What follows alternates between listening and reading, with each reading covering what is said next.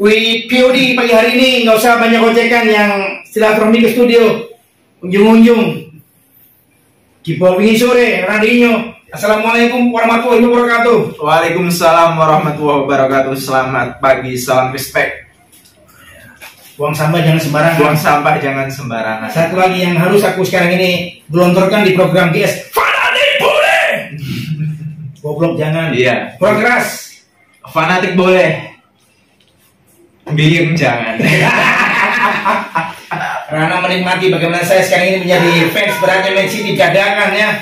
Kenapa kan sama Pep Guardiola?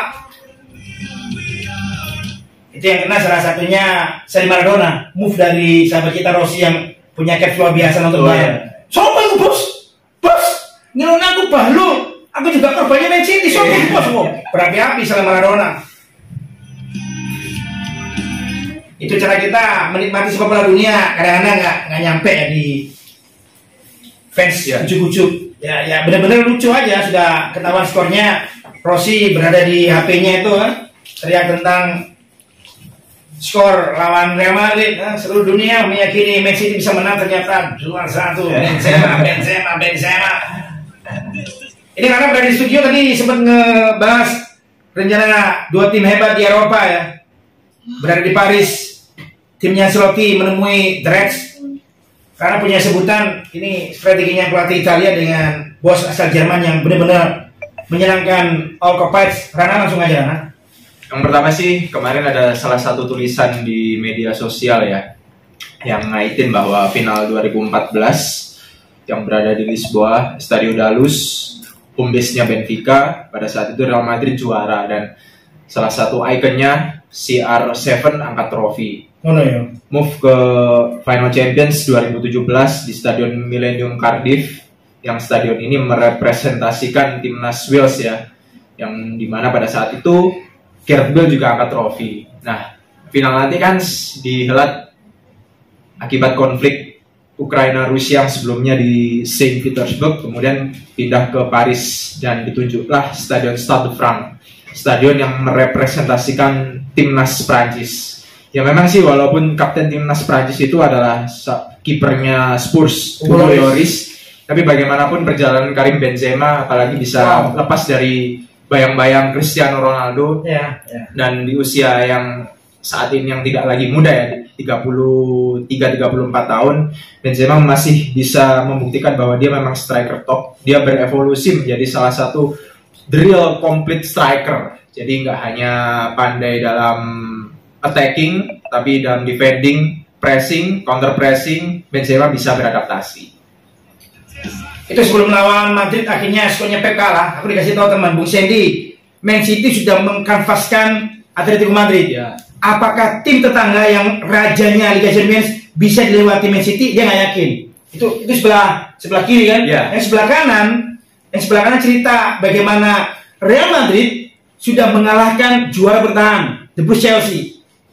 Ya, dua raja minyak. Pertama Paris Saint-Germain, kemudian Sheikh Mansour, Uni Emirat Arab, dan juga Roman Abramovich ya. Punya bisnis minyak. Anggaplah itu 3 raja minyak semua. Semuanya dilibas oleh El Presidente Florentino Perez. Sepintas yang saya dengar, boleh nih ya. Dua tim ini sebelumnya sudah dikalahkan Real Madrid. The Blues Chelsea juara bertahan. Yang paling baru Man City ya, bertemu untuk di Bernabeu. Apakah ya berikutnya ini The Reds? Nggak main-main ya cerita Madrid kalau nanti menguasai Championship musim ini dengan apapun ya, catatan negatif, catatan positif, tim ini adalah rajanya Liga Champions. Saya nggak tahu, katanya teman tadi, Bung Sandy saya nggak yakin Madrid bisa melewati 3 sekaligus tim dari Premier League.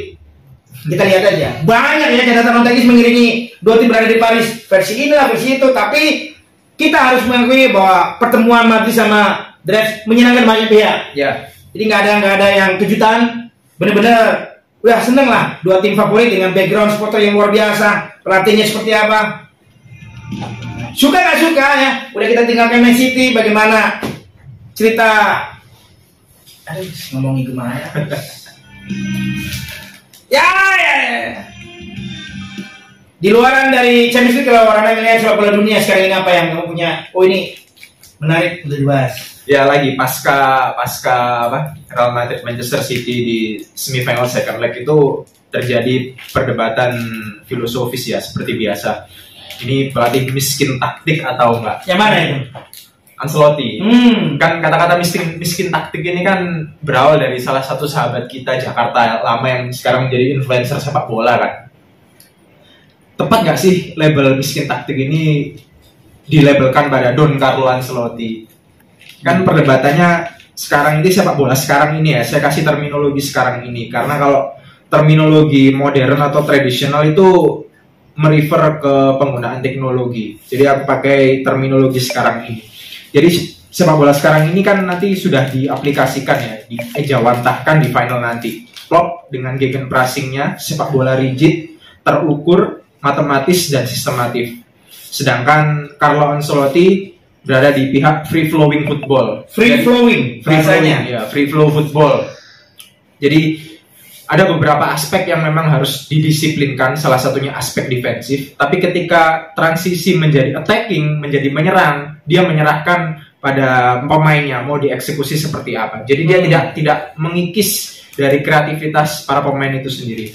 Salah satu contoh kita lihat gol Vinicius Junior yang berhasil menutmeg Fernandinho di semifinal first leg di Etihad Stadium. Itu benar-benar. Kalau versimu kan nutmeg, versiku ya wis iki aku sih. Kalau saya Fernandinho loh ya. Nah aku, wah iki ono mana iki? 4-3 buat aku udah nggak wajar. Aku loh ya. Iya. Apa-apa iki? Apalagi sebelum pertandingan kan bagaimana rumah bursa menempatkan Man City. Iya. Ini memberikan ya kan, bursa unggulan, guyonan, Real Madrid, Itu di siapapun yang punya rumah bursa memberikan keyakinan Man City bisa menang margin 2 gol. Kemarin kan awal semifinal second leg ya antara Olympique Marseille dan Feyenoord, supporternya kan terang-terangan itu kasih tifo apa? UEFA Mafia. Itu berarti sudah tahu ya. Itu saya miris loh di media sosial dari sore waktu Indonesia ya hingga menjelang tengah malam itu keributan di kota Marseille antara Ultras Feyenoord. Ya satu ibunya meninggal tuh.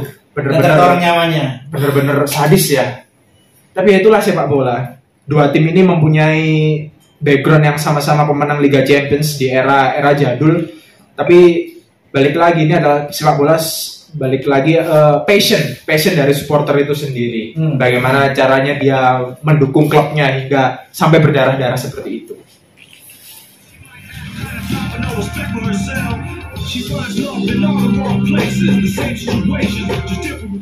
Ya udah, catatan Rana ditutup aja dengan bagaimana cerita Conference League unggulannya AS Roma. Ada Europa League, benar-benar kita nggak pernah nyangka ya. Telenovela-nya Eintracht Frankfurt. Ya. Sopo Frankfurt ini ya? Ujuk-ujuk na final. Karo. Pelatihnya kan juga ujuk-ujuk Oliver Glasner itu. Suka nggak suka Frankfurt di final? Ya. Ya kan? Ya sudah. Pilihannya Rana siapa yang nanti ngangkat trofi dari 3 anak berapa? Conference League saya favoritkan Jose Mourinho ya. Karena kalau nanti dia angkat trofi menjadi satu-satunya pelatih ya yang bisa angkat trofi Champions League, UEFA Cup, kemudian berubah menjadi Europa League dan nanti UEFA Conference League. Untuk Europa sih saya dari awal kurang ada analisa yang mendalam. Tapi kalaupun memang Frankfurt difavoritkan akan menjadi catatan tersendiri ya.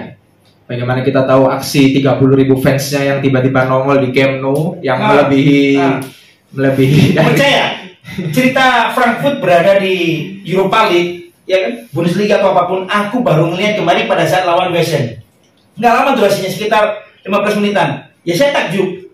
Bagaimanapun saya harus kasih apresiasi untuk permainan Jerman ini. Benar-benar style kenceng.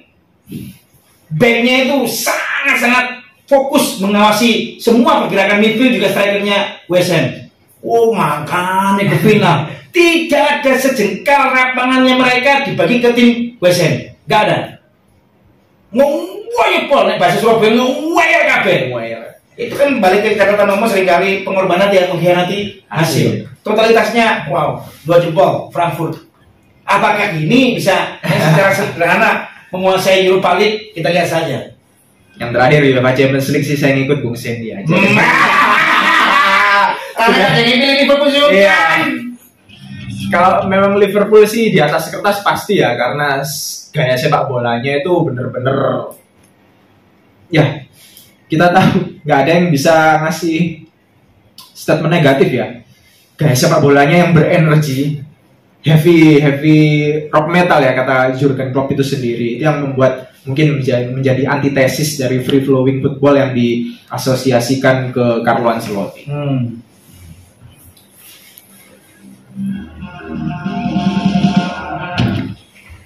Last question Rana about national team Indonesia at SEA Games. Waduh, bahasa Berat ya, berat.